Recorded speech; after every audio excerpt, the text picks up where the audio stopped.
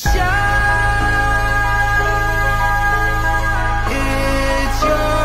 golden hour. You saw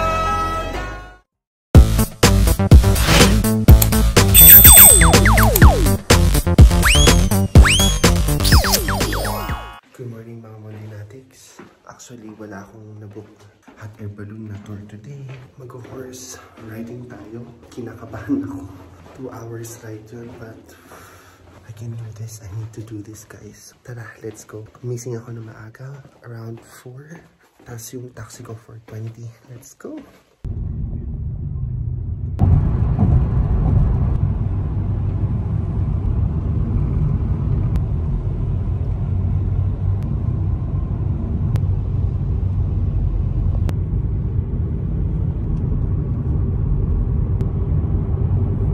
So mga Mondinatics, andito na ako sa kinalalagyan ng mga horsey.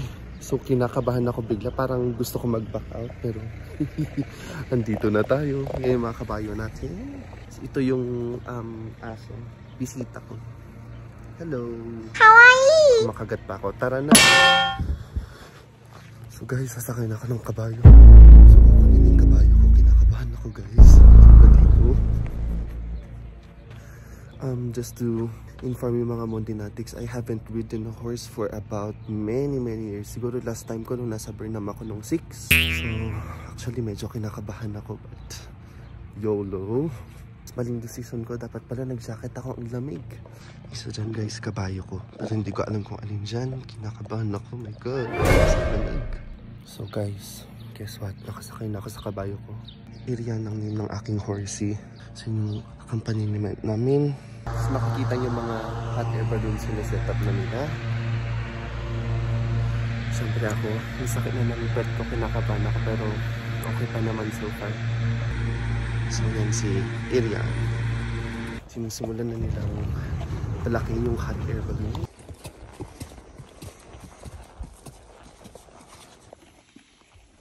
Our horses are going to have a break time. Nobel? Iram. Yes.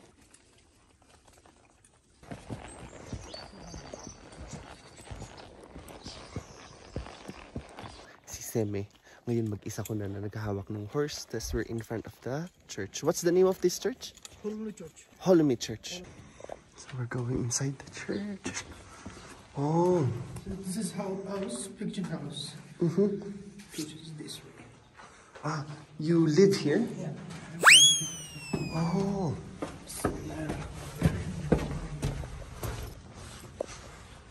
A house. A church. Oh.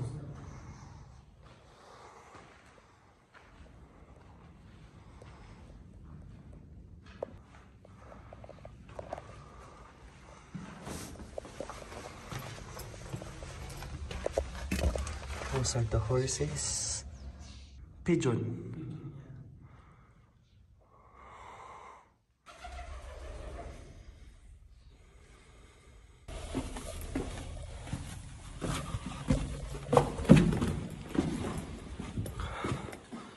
The Guremi Open Air Museum is basically an old medieval city. It's an intricate series of interconnected tunnels inside caves. This is just one of the 2 churches I have encountered while horse riding.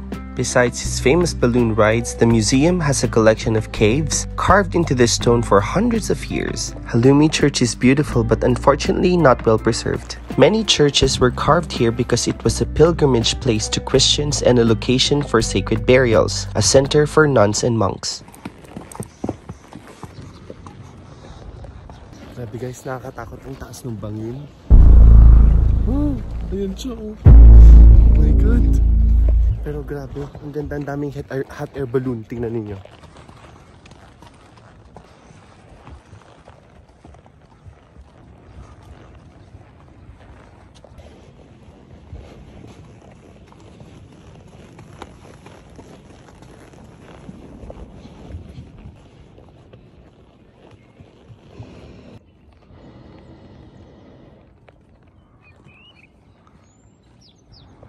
I was amazed by the skill of my tour guide Sima. He was very good at taking the best angles for photos and videos. Most of the tour guides in Cappadocia, as I noticed, seems to be so used to tourists already and people who love taking photos for social media.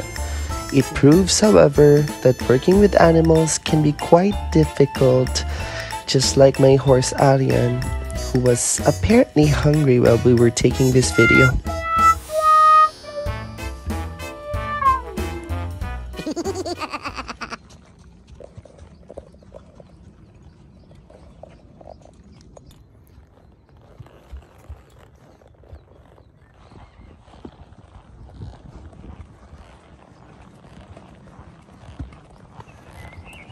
Grabe mga Montinatics. Equestrian na ako. Joke. Ayun, nakitin na namin.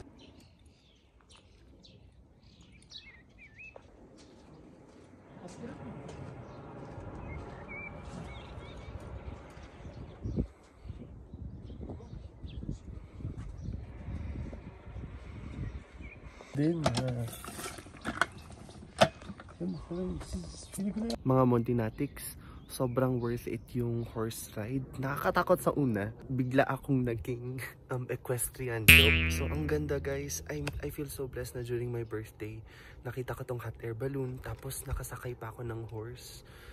Grabe, kinabahan ako nung biglang nag-isa ko na lang na sasakay nung kabayo. Kasi nung una nakatali pa yung horse ko. Tapos sabi nung guide, babae daw usually yung horse ng mga tourist kasi problematic daw yung mga lalaki. So yan, video ko lang para mapakita ko sa inyo ang ganda ng Cappadocia.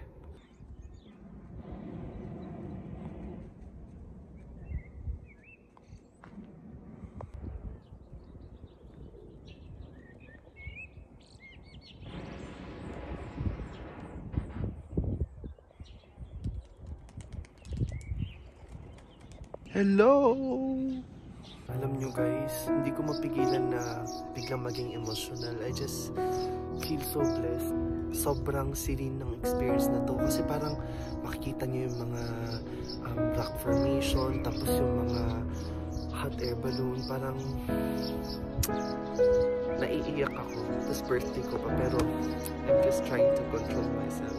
Happy birthday to me. Happy birthday to you. Happy birthday, dear. Happy birthday to you.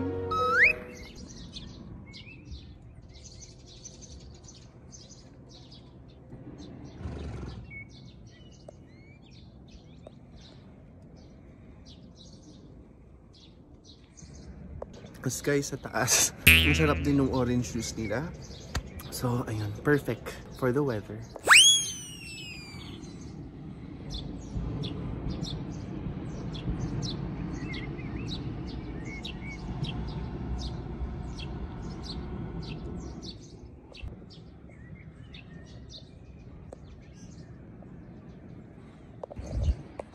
Hello!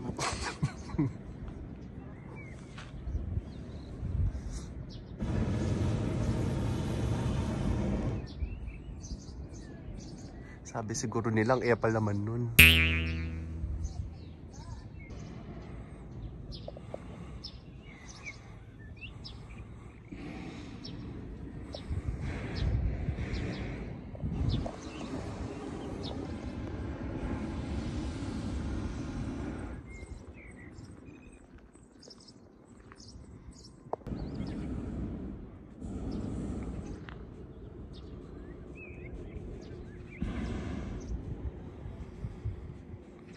Check natin yung view sa church, guys. Akit tayo. Wow, guys. Ang galing. May painting ng church. Parang tour na rin talaga siya, guys. Tapos may mga carving. I believe this is probably 1,000 years ago.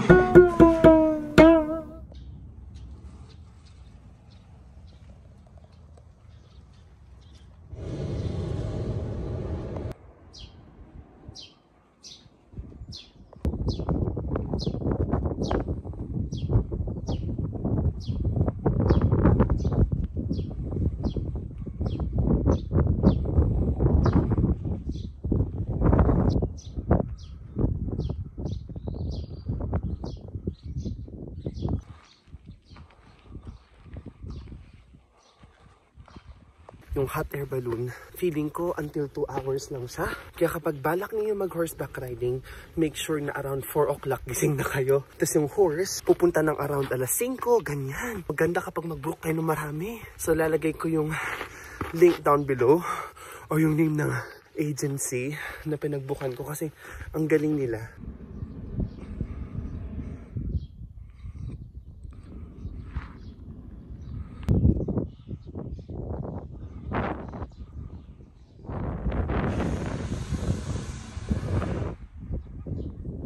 Buti na lang nakinig ako sa recommendation ng tour agency na mas maganda daw kapag horse kasi mas makikita ninyo yung mga hot air balloon.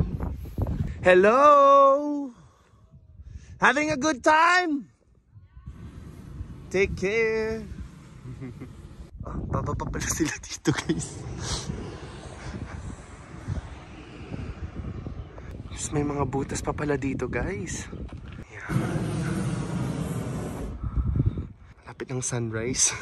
Ibig sabihin, malapit na matapos ang hot air balloon charva nila. Isa na yata to sa mga last na hot air balloon, guys.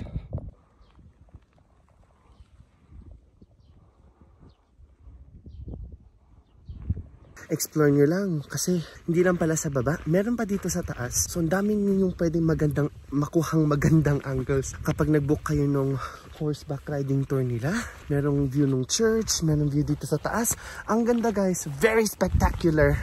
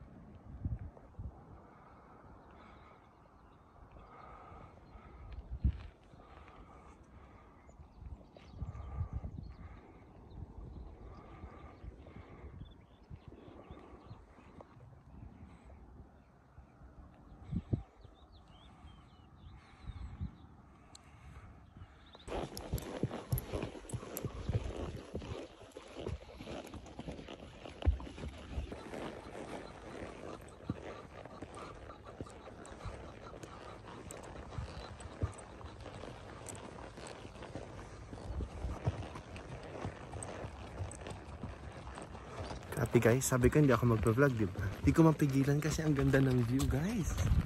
Sa other side yung mga hot air balloon. So nagsiparkan na sila kasi ayun, tapos na. And then my horse Irian, very good girl pa naman so far.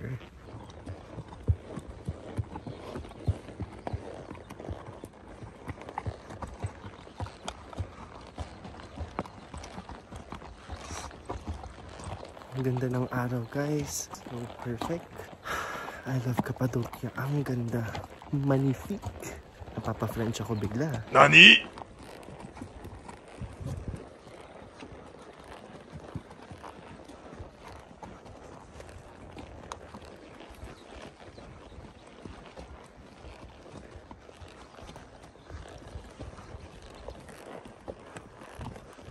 Habang nakasakay ako ng horse, naalala ko yung movie na Cruel Intentions. Up and down, back and forth, faster, faster. Up and down, back and forth, faster, faster. Naalala ko siya. Kasi ngayon na nakasakay ako ng horse, nafe-feel ko siya.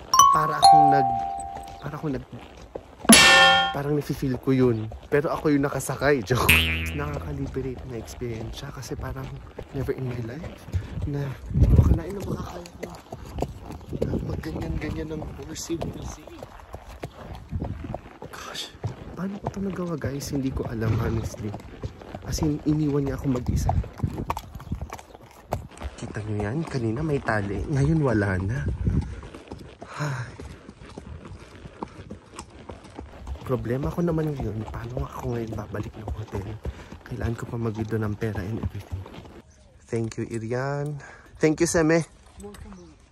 It's almost 7 AM. So just to let you know, yung last balloon, around 6:30. Or actually, depende yan kung anong oras yung sunset or sunrise. Pero ngayong time na to, May ako pumunta. May 30, my birthday. Come on! End ng mga hot air balloon, 6:30. I really enjoyed yung horseback riding. Sarap ulit-ulitin na sabihin, pero sobrang worth it.